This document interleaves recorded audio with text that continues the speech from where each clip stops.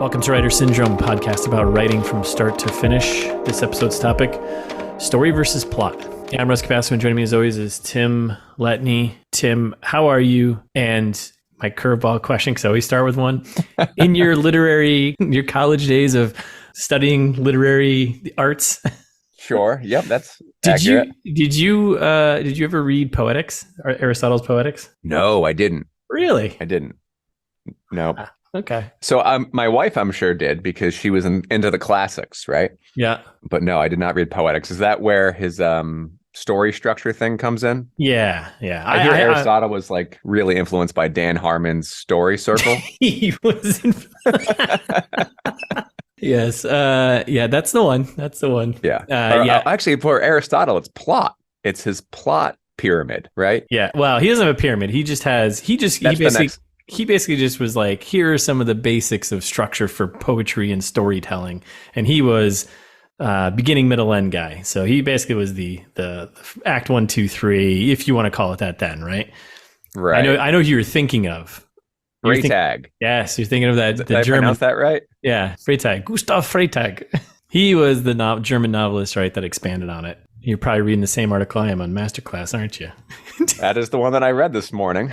His breakdown or his additions to plot, right? Rising, falling, action kind of is the basis for Save the Cat and all the other plottable beats and whatnot, right? Yeah. So like his structure was including exposition, the beginning, rising action, climax, middle, falling action, and resolution end. So there are a million other takes on this and additions to it. Dan Harmon's Circle of Life or whatever it is, which I've also read, which is basically another take on Hero's Journeys like arc, but he adds in some more details for like writing TV. Is there a delineation between, if Aristotle and Freytag is around plot, at least it's named like the plot triangle or the plot pyramid. Yes. Yeah. Isn't Harmon's, not to compare Dan Harmon. I love Dan Harmon, but I don't know if he's been mentioned in the same breath as Aristotle. I don't think recently. You heard it here first. But probably more influential to young screenwriters right now. Yeah, maybe. But isn't his a story circle as opposed to a plot circle? Well, so I think it's like so his, I think, does like combines it, kind of like Save the Cat does, right? Like Save the Cat kind of looks for it, kind of here are the beats and you hit for your plot, but also here are the key moments to tell your story for your character to change, right? So I think it's similar to that. Same with this is the crux of the whole episode here. Like, what's a story and what's a plot? How are they different? How are they interrelated? Right? Because really, like, I think you can have a story with no plot.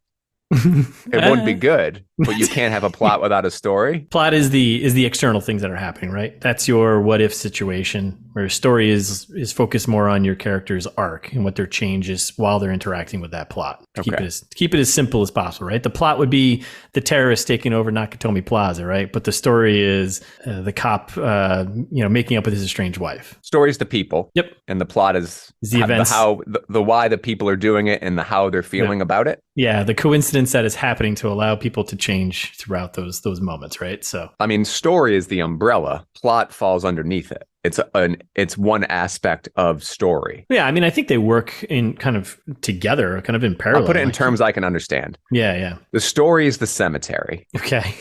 The plot is where people is the plot. I'm not sure if that analogy is. I think you just want to use a cemetery analogy. Yeah, I just want to use a cemetery analogy. But okay, so stories about the people. Yeah, your protagonist in particular, right? It's about them and their change. Right? You're looking for that core flaw that they're going to realize at the end. Like that's the story. The story is like the meat of the story of of what you're trying to tell, right? Where the plot is the cascading events. Those are the events that are just happening that the character is driving through to recognize their change, right? Presumably you'd want your story and your plot to be related enough that it's just not a randomly occurring string of events. Exactly. Which is why I feel like plot is so reliant on story, because if you just have plotting without the characters having a stake in it or any agency in there. Yeah. And that's honestly, if I'm going to turn the lens on myself, I think sometimes I'm forcing my characters through a plot. It's actually one of my questions for you for your own story, because I wanted to get into our own, but I agree, because I did the same thing. where I had a plot, I had these events that have happened, and then I was just kind of forcing characters into these moments, and it didn't feel like it had the glue to like make them feel connected, where it's just like, oh, these things are just happening. Like you can have just you can tell a story that's just got a plot to it, right? Like, I mean, you can have the James Bond stories, you can have the Jack Reachers, like stuff like that, which we've referenced before. Cause like, those are just like, hey, here's a cool plot. Things are taken over. You get some action, blah, blah, blah. There's no character change. It's just, he's the same guy at the end. He's going to be the same guy in the next book. That's just completely fine. Right. And those plot points are not reflective on the character and that character's journey, right? It's not. Right. You could, no offense to Jack Reacher, but you could rename that, John Preacher, and same character, or John Wick. Or I think John Wick, the first one, yes. The rest of them, no. Oh yeah, you think so? Okay, I need to rewatch. I've thought about this many times. I've gotten to a point with the John Wick movies. I'm like, this is too much. I can't handle it anymore. Yeah.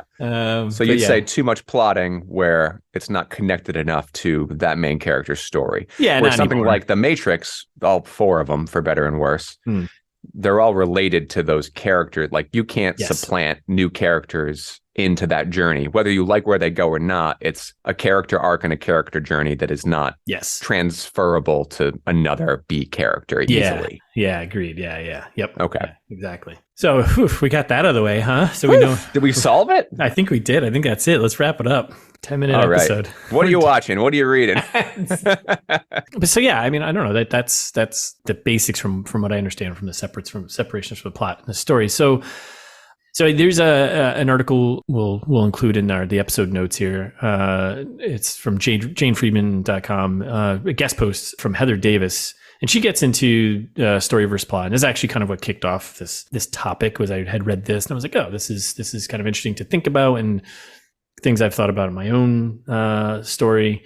And she's got some, I think some valid points in there for, ways, if you've got a plot, right? The what if thing. What if the terrorists take over and they're robbing the building, whatever, stuff like that. What if aliens, are in a terraforming colony, right? So you've got your plot. And then she's got some good points for how do you infuse that plot with some story. So like with your characters, which would, as the reader, get you involved into wanting to continue to read and work your way through this plot. So it's not just a set of events that are just happening for the sake of happening, right? Mm-hmm. So some of the things that are interesting in here. She has obviously, design a clear character arc for your protagonist, which that seems to be kind of an obvious one. We've talked about that quite a bit. I think we're both strong proponents of that. And previous episodes we've talked about creating that arc, their motivations and their goals, and having them have a flaw that they're going to traverse through as they go through the plot, right? And she also touched on creating a compelling backstory for your character, which are other things that you can tie into the plot, making that arc kind of clear from the beginning of the novel, so we know that that's actually the journey that we as a reader are going to go on, not just that we're going to save the world. Which I think is kind of interesting and something I was missing from my story in very early drafts. And then in subsequent drafts, I realized I needed to kind of put that up front, which I did. And I think the first chapter is more of kicking things off. And the second one I get into where my character is going to, start and where they're going to, what they need to change. So, and I thought the next couple of points she had brought up were interesting. And I'm curious to see what your take is on this for your own work. She talks about testing each plot point or event that happens in the story and making sure it relates back to the story you're actually trying to tell. Mm-hmm. Kind of in conjunction with that, one of the other points is to prune away the plot points that don't relate back to the story. Writing yours, did you come across those moments? I know you're where you were like, you know what, this doesn't make any sense or connect to the story or what I'm trying, what my characters are going through. Should I just cut this thing out? There's some moments I found it in edit. I gave the example, right, where I had the characters return to a known place, but my POV was wrong. My POV was at a B character as opposed to my A character in that moment. And it was much more meaningful and dramatic to have that A character POV. So I rewrote the whole thing. And I think in that instance, I fixed that plot point to reflect back on the story, and back on that main character. I think especially in my Act 3, I have some kitchen sink stuff. Yeah, that's just it's too much. There's too many little pieces of plot and cascading events that need to be trimmed because it's it's like your head's on a swivel, right? And I don't think that they all relate back to the story of the main character. So, I mean, it's nice because you can refine and you can hone. And through the creation process, I think I tend to have too many ideas and too many instances and too many scenes. Yep. And so to answer your question, it's been a mixture. You know, I think there's some for me that really reflect back, especially early on, like Act 1, Act 2. I felt pretty comfortable about the events, about the themes, about it, like reflecting back on my mains pretty well. But once I hit Act 3 and tying it up, minus like the conclusion, which I think reflects back perfectly on character, on theme, on story, but getting there, you know, like that when I'm at like my 70-80%, it's like it's too much. So there's plot points that just need to be completely erased because they don't help the story along. They don't add anything. It's just bombast for bombast's sake, or it's just commentary without stakes or meaning. So how about you? Like, did you come across similar issues? Yeah, there was definitely scenes I had to chop that I just this didn't make sense, or I had to, like, sounds like kind of like what you did there in some instances was completely rewrite or change a scene. If there was something important I was trying to get across, but it didn't flow correctly, I either chopped it or you know, had just rewrote it. And there was a couple where I had these moments of, there's like a really important little event in here, but there's nothing tying back to the story at all. And I know I've mentioned it a couple times. There's one particular scene where it's just character comes in and is like, I have some information, and that's the scene, but I need this information, but there was nothing tied to the story there. And that's when I rewrote the entire thing, and I think accomplished two things with doing that. One, again, establishing my main character's friendship with his support character there, and showing that, you know, his trust in that person, which is kind of like a running theme throughout the entire story. And then tying it back to like my main character's, like his heart of the story, his story that he's going through, like of finding some closure with the passing of his father, right? Which it's not a spoiler, but. And I was like, oh, this is a much, much better scene for doing that. So it is a plot point now that there's a bit of information that is revealed to the reader. And now they're, you know, for plot. And then there is information of both these characters, you know, revealed to the reader so they can hopefully find a little more connection to them. So it makes me think, once again, it's one of those hindsight 2020 things, right? Like I know that you're a planner, but I also know that though you planned your story, you had to kind of iterate your main. Right. Yes. So you had plot points really before your story, your main character was fully defined. So you can see how that would be like there's conflict there. Yep. Like in the writing process. And I'll say for me, I think I had my main defined. I think I had the story, but the plot pieces I was kind of finding along the way in the creation process. Yeah. And in both instances, I think a more complete view, like a little bit more planning and a little bit more, like, at least for me, a little more testing of where the characters are going, what they're doing, and how that reflects back on them would have helped. So right now I'm in this like information gathering phase, and I'm like brainstorming new concepts for like the next piece. You know, I'm taking my notes here and there, and I very much want to make smaller is probably the wrong word, but maybe a more refined arc. Like I don't want there to be as much fat to cut. I don't want to have to test the weight of different scenes. I kind of want to have a nice thread, a nice little, you know, Aristotelian, you know, thread up and down. And, you know, this is how we get there. Yeah. And know that completely in advance. And okay, if I go left or right, I'll let the characters do that. But I do think for the next work, limiting scope and knowing those plot points in advance, it'll just make the process easier. And I've always written towards, like I said, those vignettes, these little vignettes that I have in mind. But sometimes those vignettes are completely divorced from the main characters. And I'd say that's a complete and utter no-no. Yeah. I don't want to have to shape my characters into an image I imagined, like into a situation I concocted. Yeah. There's one instance in my book now where every beta reader was like, yeah, it's a cool scene, but why are the characters acting this way? Yeah. And I was like, oh, because their motivations are torqued and it doesn't make any sense because I thought it looked cool. Well, that's the absolute wrong thing to do, right? Like you're forcing your story into this like little plot structure that doesn't make any sense just in the cemetery. because, yeah, in the cemetery plot. It's a very small box. Yeah, I should have planned a bit more getting my characters there. I had a lot of belief like, oh, it'll just kind of work out, and knowing well now that it does, but it's a lot more work in the end. You really kind of need to retrofit. Yeah. It's not efficient to do that. Were there any standout moments where you could feel you needed to change any of this, like the story to fit the plot, or vice versa? Not with my main so much. Yeah. But with subsequent characters, I felt like in order to get a character to behave a certain way, I had to go back and change them. Yeah. Which was contrary to how they were developing organically through the writing process. Yeah, yeah. And I don't know if that's right or wrong. I know I did it. I know I did it to kind of get there to make that plot make sense. Yeah. I think readers' mileage may vary. I don't know. Yeah. One of those like noob writer things. And I mean, like I said before, I had similar case where I had changed some plot points very early on because they didn't make any sense and they were just there just to get the characters from point A to point B, but there was nothing attached to it. So I was like, let me cut this. But yeah, I think later on I found plot, which I had pretty well, those beats outlined, all the events that were going to happen, definitely changing once I established the story, both of which I feel like I just want a beginning and I want to figure out the end, and then I need to focus more on the actual story of my characters, and like that'll help fill in the middle a bit. Yeah, I know I've said it before, but it's worth repeating and expanding upon, right? So your character, and now I'll say characters, should be the only ones that can go through those plot points. And I'd say the story is not just the plot. It's not just like a character transformation machine for the main. It needs to be for the bees. Like they also should be not fated, but their arcs should be custom fit in a way that those action moments or those cascading sets of events can only really happen to them.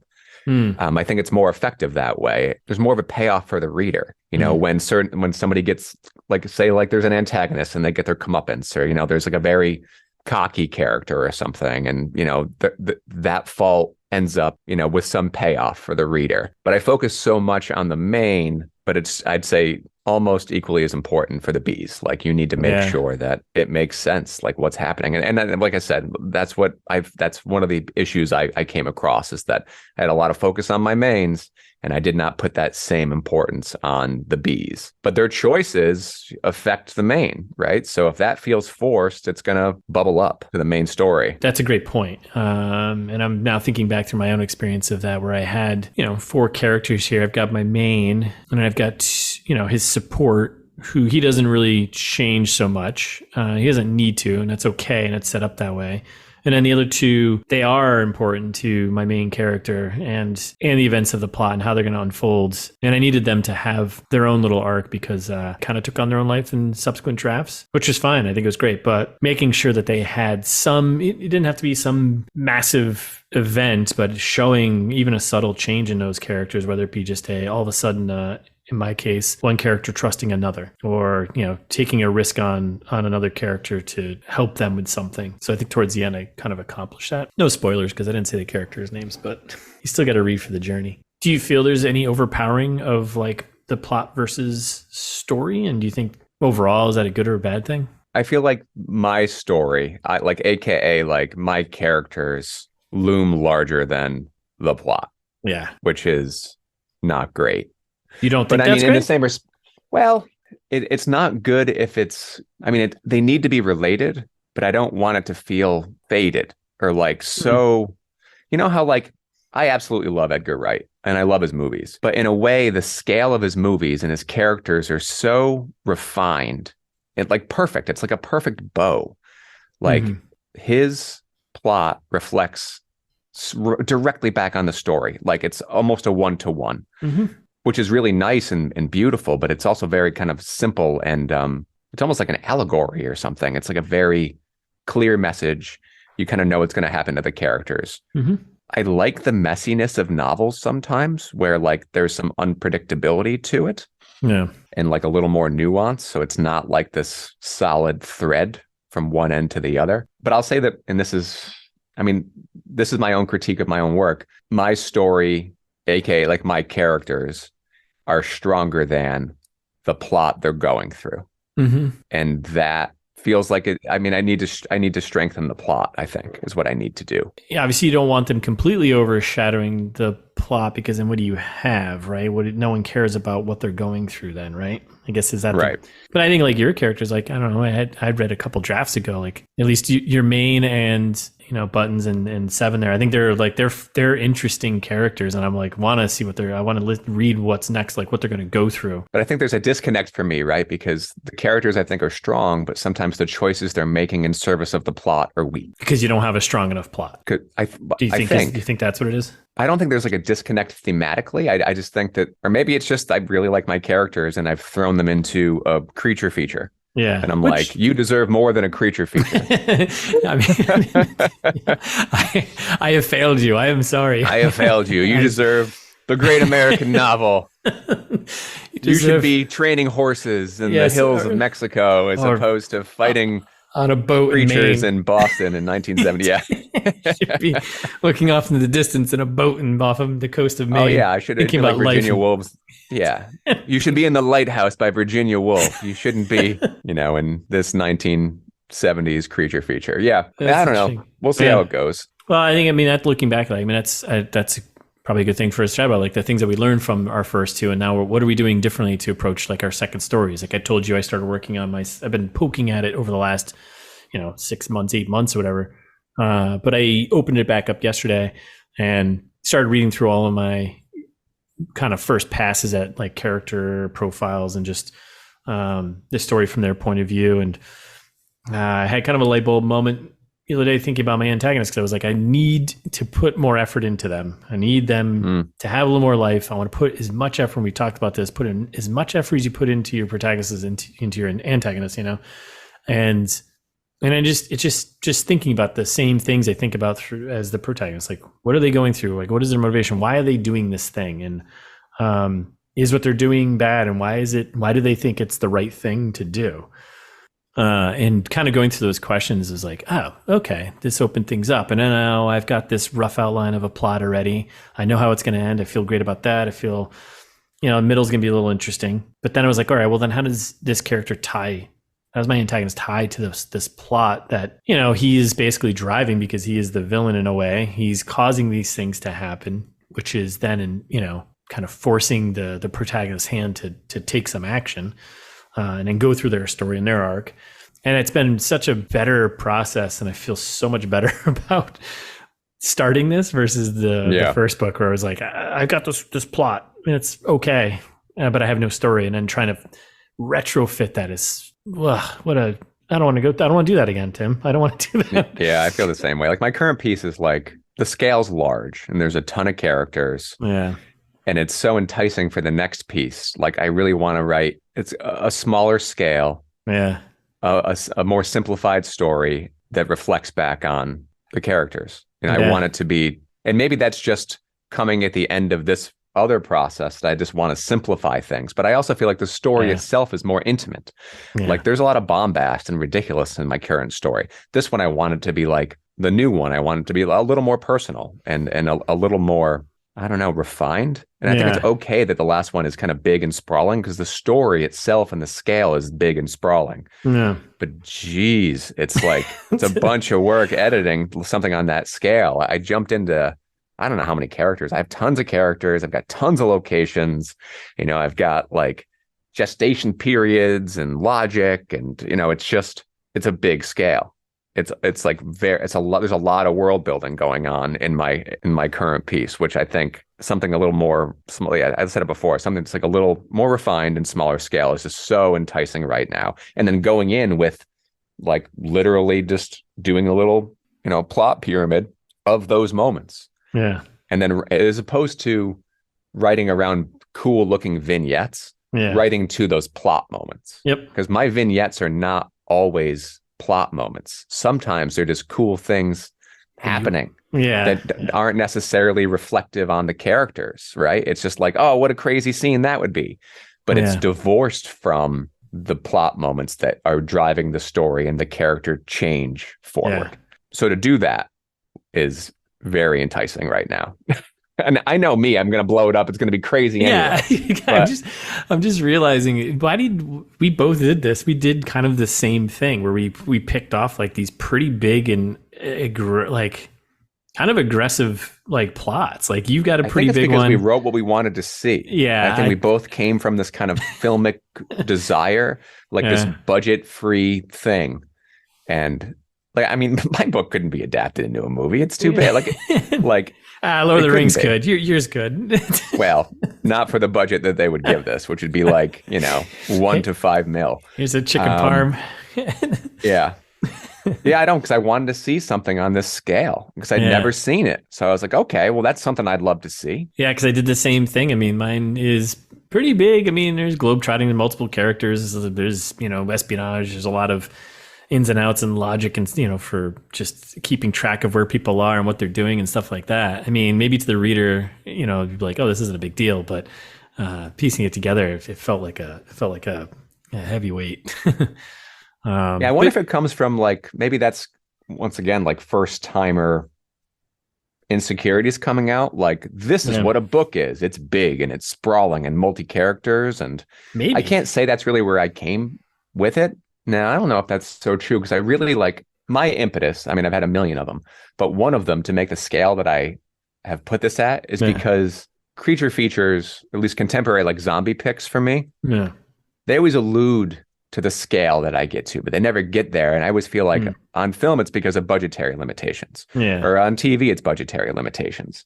Or maybe, who knows? Maybe I'm certainly mashing genres in a way. I was just going to say, I mean, there's also, we've talked about genre expectations. You think about the book you're writing, all of a sudden, well, there's an expectation for the reader to maybe have some big things happen. Like mine, it's a thriller. Of course, I have to have some people globetrotting around and doing these things, and there's got to be a bit of chase scene. Like there are some of those expectations, but then making sure that those moments and events that a reader is expecting as those plot moments tie back to the story, I think is pretty important. But maybe, I mean, that could be the other thing too. It's just there's an expectation once you get into writing what you want to see, but also thinking about your end reader of like, well, what are they going to, hopefully they're going to want to read or see what I'm interested in or what I'm doing. So, and I think it's doubly true. Like since we're writing genre fiction, I'll talk about it a little bit more when we later chat about what we're writing and reading and watching. But I'm reading All the Pretty Horses by Cormac McCarthy. Yeah. And I've read some of his work before. It's certainly literary fiction. Mm-hmm.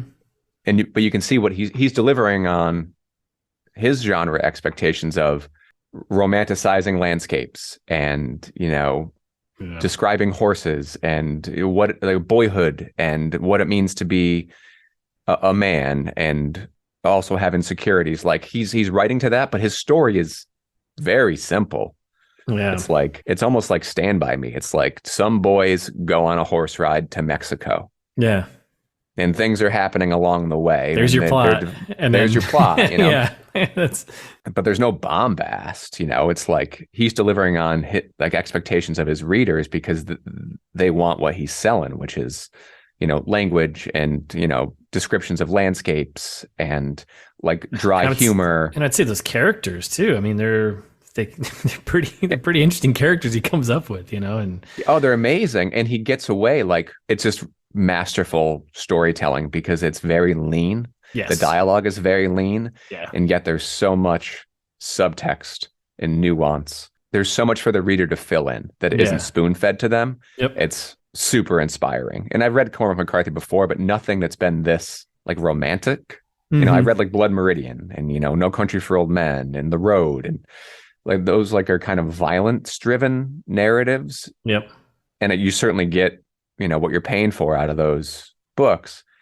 I was expecting something like that here, and I'm only 150 in, but so far, it's just a boy and his horse. Me on horses. You wait till you find the dead body, right? Oh no, is there a dead body? I don't know. I haven't read that one. Yet. So far, there's just a lot of horses. Maybe it'd be a dead horse. I don't know. Yeah. Of course, I'm making I think I'm making the same mistake with the second book, and I was like, oh yeah, let me keep this simple. It's going to be like a kind of a smaller. Is this a time travel one? Yeah, well, yeah. Well, it started out as like, oh, it's going to be like a, crime. It's already confusing. Like a procedural crime mystery thriller, right? But then I was like, let me throw some time travel in there, immediately making it unbelievably hard to track and follow. So complicated. Yeah. Oh my God. But it's something that once I thought it through and I have it all mapped out, I was like, this is the movie. This is the book I want to read. This is the movie I want to see. How'd you decide what kind of time travel you're going to use? Are you using like T2 time travel, Back to the Future, or Looper, where it just doesn't matter? I think I'm leaning more towards Looper. Okay. The time travel it's a mechanism. It's more of a mechanism for. I'm going to get into the science of it, but I'm not going to be solely focused on that. It's going to be. Dude, your plot's going to be so confusing. No, I can't believe you think that this is going to be as simple. It's going to be. Don't worry about it. It's going to be. It's going to fold back in on itself. No way. That's what time does, You're going to need to do like a 3-dimensional Aristotle plot triangle. Look, I'm not the first person to tell a time travel story. It's been done successfully and pretty easily. So yeah, I could go down a rabbit hole of time travel explanations. But I think, no, I've got it pretty well mapped out in my head. I'm going to present the plot. But one thing I think those time travel like books and movies have in common is that typically the story or the plotting is minus the time bit. Is pretty straightforward. Yes. It's pretty like lean. Yeah. Because it needs to be. Yes. Because if you've got too many threads folding in on themselves, it's a kerfuffle. Yes. Which this is, I think originally I was running into that and I was like looking at my whiteboard. I'm like, I'm in a kerfuffle right now. Why is my nose bleeding? Yeah. Oh man, I can't wait to talk to you when you start getting into logic issues and. Oh yeah, it's gonna be great. Yeah. I was just going to drive you and I'm sure all my beta readers nuts, but it'll be great. The solution is just always more time travel. Yeah, of course, yeah. Well, maybe. You've got characters that can be at two places at once. You're fine. Maybe. We'll see. It'll be fun. It's more of a test to see how many plot holes you can uncover. So. That's exciting. Yeah. I think that's where I'm getting in general is like, I'm excited to hear about your new stories. I'm excited to start writing some new stuff. Yeah, likewise. Obviously, I want to put a pin in what I'm working on, but getting excited about the next bit. Yeah. And then, bringing the podcast along on that ride about, the next creation process. Because did we take our own? Yeah, go ahead. Yeah. Are we taking our own advice? are we heating our own? And listen to this. Go back and listen to our own episodes. Like, I haven't sometimes. There was the editing one, right? Where I ended like, you know what? I'm not going to do the small bits of editing. I'm going to do the large pieces. Yeah.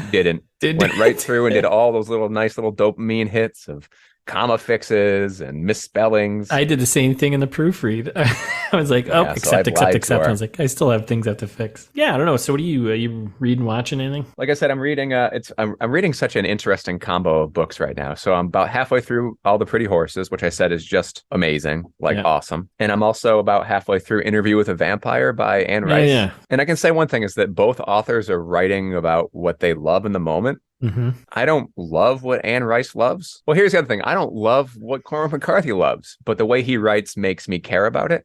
Yeah. Interview with a Vampire is difficult for me. Yeah.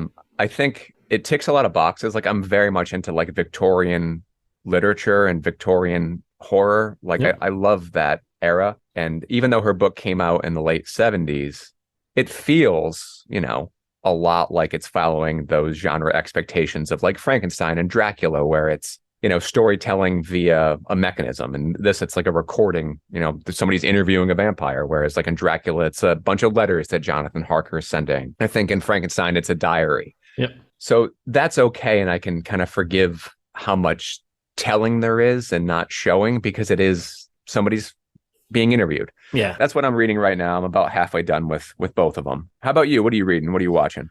I just started The Black Dahlia.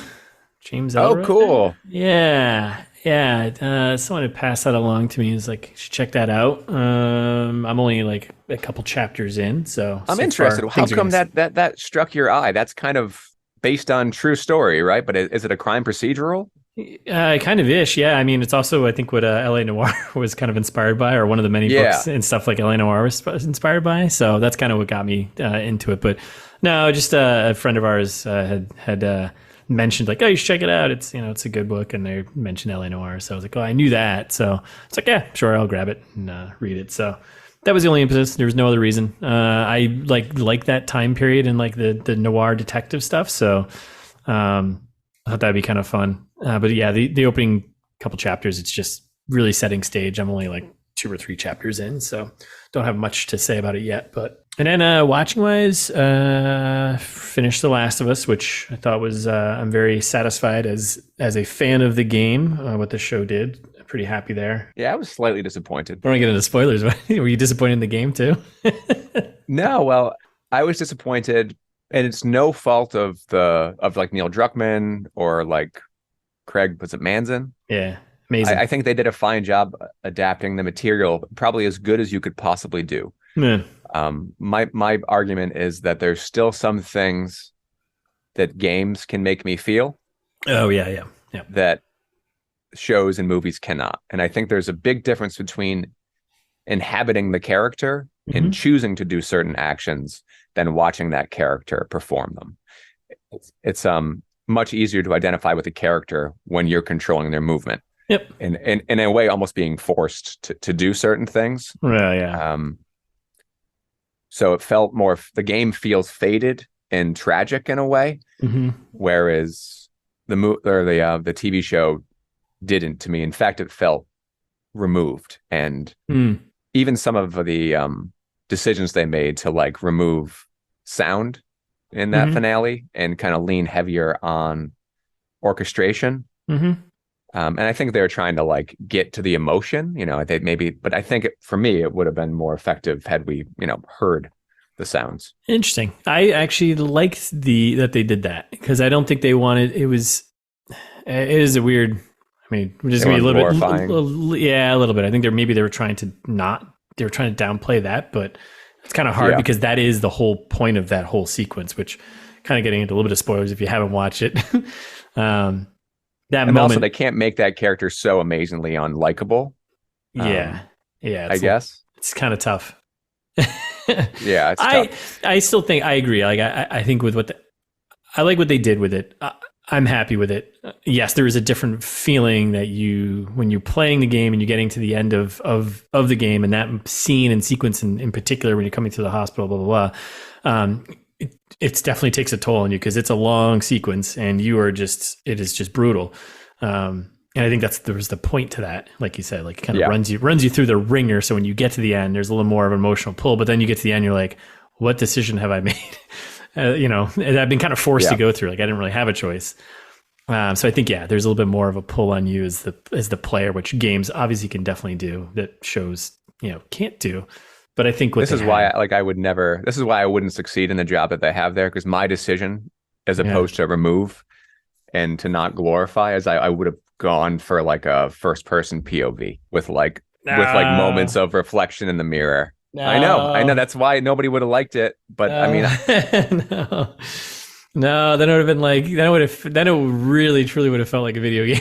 It would have felt very video gamey, yeah. Which I don't think that's translating. It wouldn't have worked, right? It wouldn't have worked. I don't think it would have. That's me though. I think I just think that going that route, it never. I can't think of an instance in any show or movie. I'm sure there is, but that I can think of off the top of my head where they did that gaming point of view thing and it worked. And I was like, oh yeah, this works. Well, it predates games, right? I mean, they do it in Psycho. They do it in Halloween. They put you in the shoes of an unlikable protagonist, and it's unnerving and uncomfortable. And you don't want to be behind that mask, and you don't want to be rooting for that car to sink in the lake. Yeah. But you are, because you're placed there. Yeah. But you're right. I mean, that would have been my impetus, and it would have failed because they would have been like, it's just a video game. But then that's why I think they did the best they could have possibly done with the material, and why I also think that games are their own unique form of art still, and cannot be replaced by other forms of media. As a gamer, I agree with you, so I'm not gonna. Joe and I are watching that's pretty great, actually, and it's based on a book. It's called Station 11. Did you watch that? Oh yeah. I like it so far. Is it Emily St. Mandel's book based on her book? The show is. Have you read? Did you read it? I didn't read the book. Watch the show, and I love the show. So yeah, we're about 3 episodes in. I think I'm going to pick up the book. I think I'm going to read some of her other stuff. I mean, it's just it's an impressive show so far, and I think she's supposed to be a very impressive author. Yeah, from what I gathered, I mean, that show came out maybe around it's 2021. Yeah, so like the kind of still pretty heavily pandemic time, and I remember she was being interviewed, and And she's like, yeah, it's great that people are taking interest in the book, but even from her as an author, she was like, if you think the show is dark, don't read the book right now. So, and the show is pretty grim. So I guess the book gets a little bit grimmer. So yeah, she's definitely on my radar now. I can't wait to read. I'll probably pick up some of her books next. All right. Well, is that it? I think we covered story and plot and story plot. I think we got it all. Yeah, it's all in the cemetery. That's all you need to know. That's our episode. Thanks for listening. If you enjoyed it, pass it along to someone you think might like it. If you have a topic idea or feedback, Twitter, writer_syndrome, ? We're there. Or you can head over to our fancy new writersyndrome.com website, get all the episodes and other contact info. You can join us next episode. We're getting into setting and description. I'm excited for that one because I'm not very good at it. You're very good at it. So maybe, I don't know. I think, I think your world building and descriptions you did in your scenes is fantastic. I think it kind of gets you right into where you are, especially the club scene in your current, when you went to the punk show. Oh, yeah. That was really good. Thanks, man. Yeah. Sights, sounds, and smells. why? It's because I've been to a lot of bars. Yeah. They all smell like piss and beer. I'll join us for the next episode, whenever that's coming out, which will be soon. So until then, just keep writing.